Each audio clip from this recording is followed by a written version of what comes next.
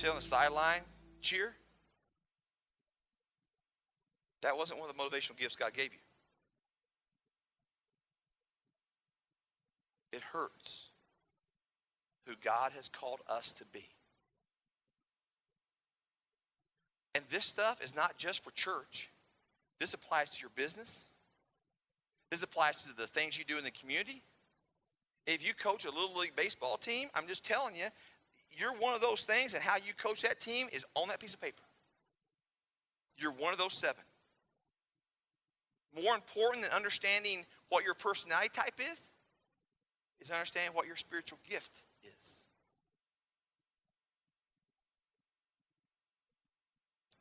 For us to be the church God called us to be.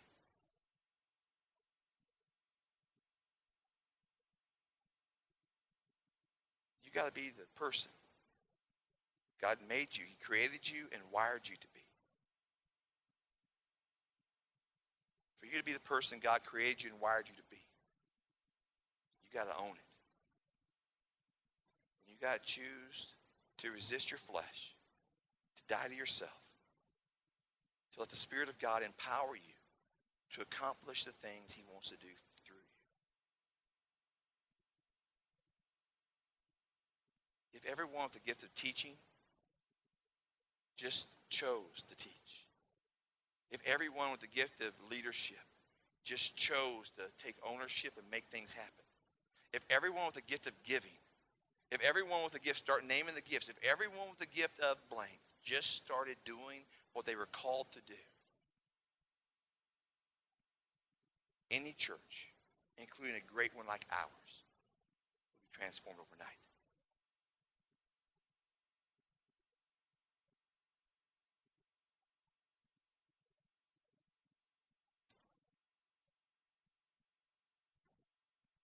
It matters. Don't blow this off, please. Preparation is more important than the game.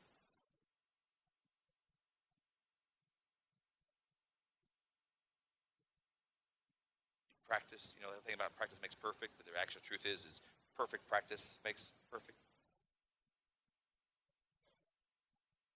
Go to church. Go to practice. Go to meetings. Hear information. That does not make a church a church. It's when we begin to own the fact that God wired us. He gave us a specific thing to do. He places us in a specific location at a specific time. Some of you know God's calling you to be a part of our church family. It's not accidental. Why did that happen? Some of you have moved from out of town to be here. Some of you are driving several miles to be here. Some folks in Staunton are coming from different directions to be there.